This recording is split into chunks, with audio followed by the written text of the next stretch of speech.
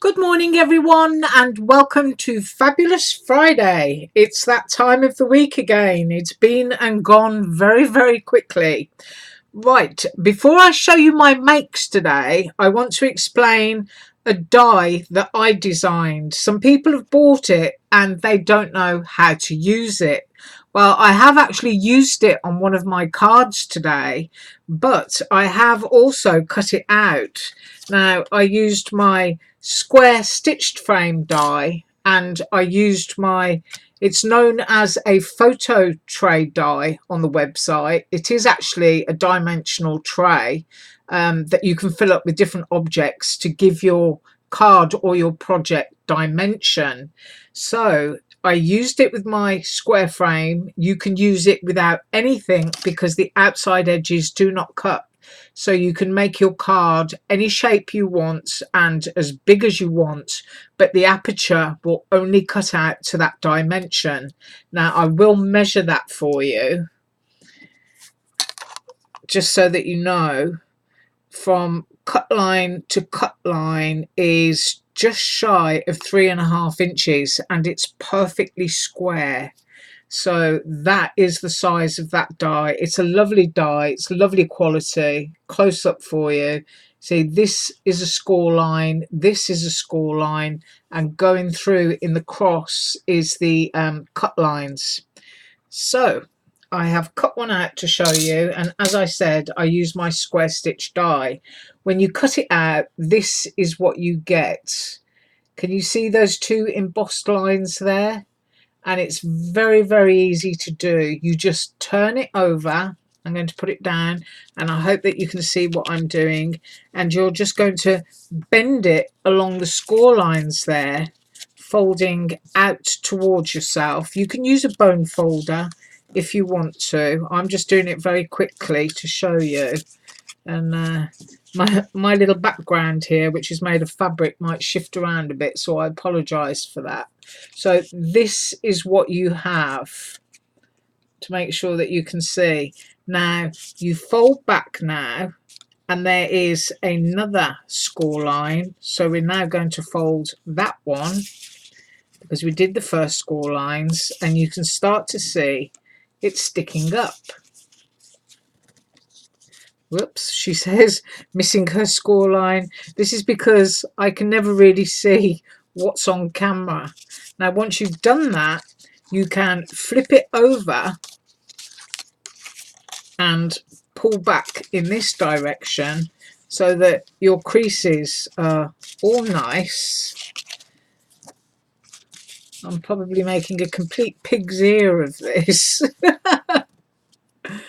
There we go. And now, because you have those scores, you can now go back into that score line and fold inwards. And that is what gives you your tray. It starts to become three-dimensional. Let's fold that. You see that? They all start to tuck in. I didn't do my score lines very well, so I hope that if you have it, you're doing yours nice and neatly, because I just made a complete hash of this. But there we go. It tucks in, and it all tucks in like that. Now, obviously, what you've got there needs to be fastened down. But if you take your die again and you measure it with your ruler, you will know that it's just shy of 3.5 inches that you need to cut. Another piece of cardstock that goes in there pushes those sides out, and you have a full and complete tray. Once you've done that, you can then put your sticky tape or whatever adhesive you use and put it down onto your card base, and then you can start to fill it with whatever embellishments or dies of your choosing. I hope that wasn't too confusing for you, because now, first up, I'm going to show you a card that I made using that die. So there we have it. There is the tray die.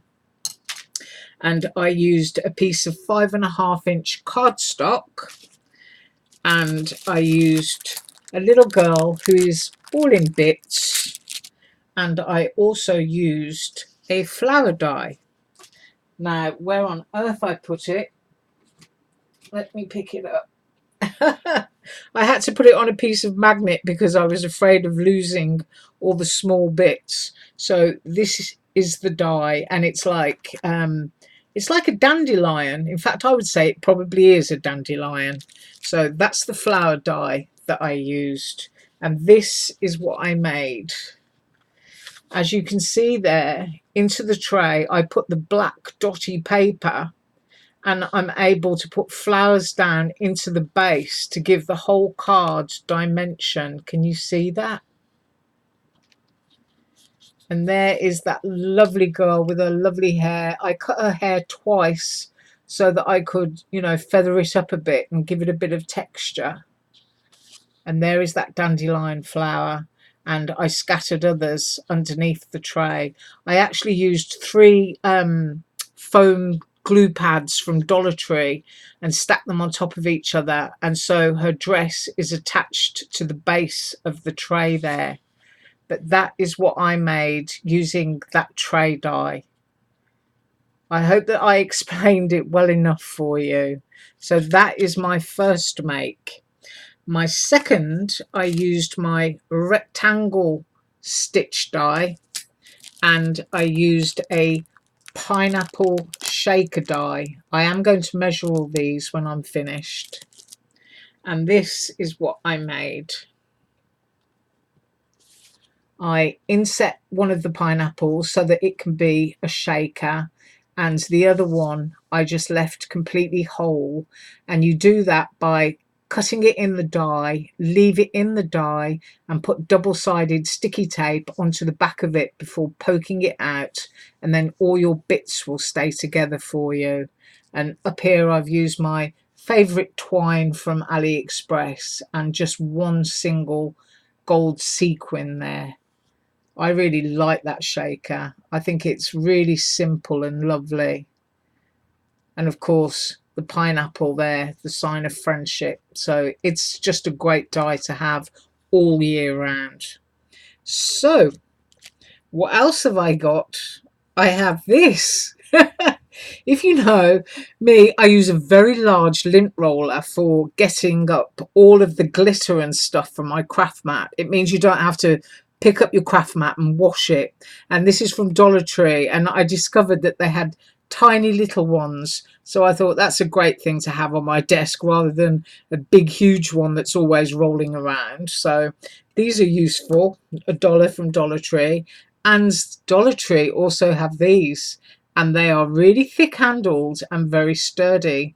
Of course they're $1, and you use them for ink blending. So if you spot these, they work and they're great, and they are $1. So that's a Dollar Tree find. And of course, in my shaker today, I also used my mousse wrap, and I will give you a link to that. This is 10 centimeters wide. It's on a roll. I keep it in a bag to keep any sort of bits of fluff or static away from it. And it's just great. I love using it. So, Friday, yes. And I will see you again on Monday.